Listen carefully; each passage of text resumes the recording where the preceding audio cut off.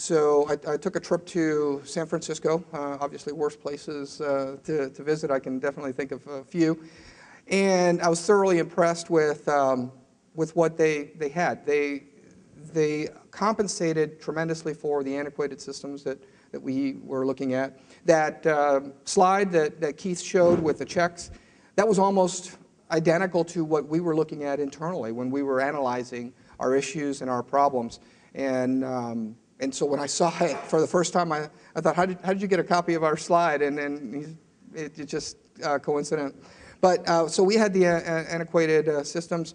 We had the delivery growth results, as I already mentioned, and we had to figure out how do you do it with less investment and the limited visibility into our business. And when you're running a business on an Excel spreadsheet, you know, we were losing customers.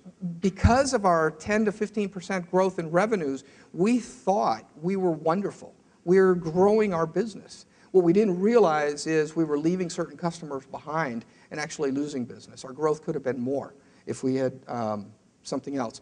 So when we went to visit ServiceSource in San Francisco, we really didn't even look at anybody else. We did a brief search to see who else in the industry would do it so that we can determine you know, 3 bids and all that kind of stuff for our procurement department. We realized there was nobody else. Then the purpose-built systems, this is what they did. This is all they did, was concentrate on service revenues and the renewal of the contracts. So check. All right, somebody who's focused on our business and what I am trying, and now obviously I'm being selfish, right? It's what my organization is being challenged with. They do what we want. Then from a world-class sales engine, I was blown away by their systems, the training, their hiring process for their individuals, all from top colleges, and then they put them through. Not only are you getting top caliber individuals, they put them through an extensive training program, and they had actually hired a training director from a college, if I remember correctly, but he blew me away with the process that they prepare the individuals. First, they prepare them in their own systems and their processes, and then they train them in our products and our systems. And it was unbelievable how quickly they learned how to operate through our administrative maze and nightmare. And then the clincher was the pay for performance. I had nothing to lose. I told my management, we don't pay if they don't perform. So what better deal can you get, right?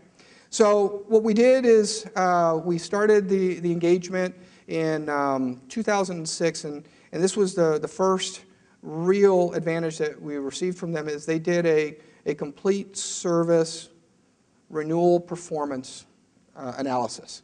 So they went back 2 or 3 years to look at the performance of our teams that we thought was so fabulous and realized that we were actually churning something like 30% of our customers.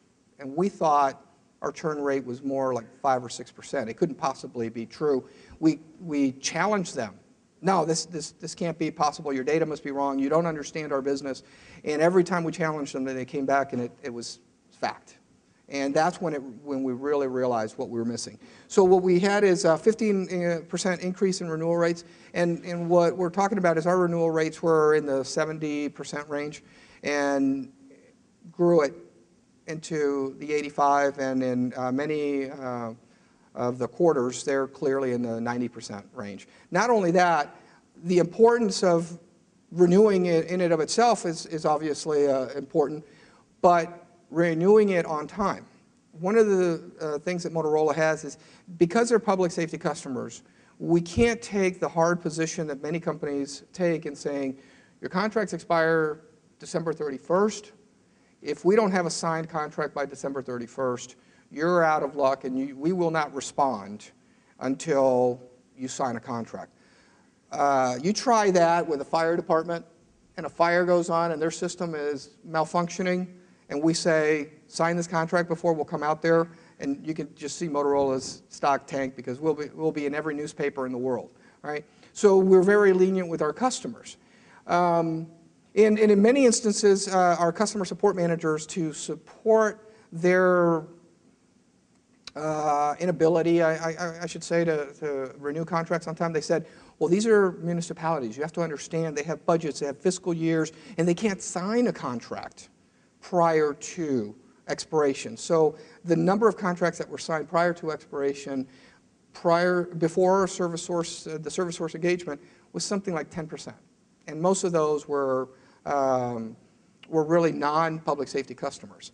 Our current standing in those renewals of contracts prior to expiration is in the 60% range. So it was a fallacy. Some can't do that, but they can't provide you a PO until their fiscal year starts, but they can't sign a contract prior to. So, so reduced cost of sales. And I guess I can't talk about how much we pay, but I can definitely tell you that we pay ServiceSource significantly less than we would if we had to hire the individuals to do what they do. The number of people that they have and the volume that they're able to accomplish, I frankly didn't think it was possible. But you have a dedicated team that's very focused. Our CSMs, now our CSMs don't have that burden. They don't have the administrative burden. They're not locked up behind their computers. They're now in front of customers. So by managing the bottom and the administration and the cost, we've actually generated 10 to 12% higher revenue growth than we had experienced before. So worked at both ends, lowering our costs, increasing our higher end. And then the greater visibility to our customers. As I mentioned, they did the performance review. They now track data that we were not able to track, and they could tell us exactly what customers canceled, why they canceled, when customers reduced their contracts rather than canceling. In 2009, 2010, right, everybody was challenged. I think municipalities are also being challenged with revenue decreases, right? So we knew some customers were canceling. We knew some customers were removing contracts or downgrading their level of service. But we didn't know exactly why until we started looking at the data that ServiceSource collected. And what we found is your low-end customers, your low contract, $50,000, $100,000 customers, they're more likely to completely cancel a contract and take their chances.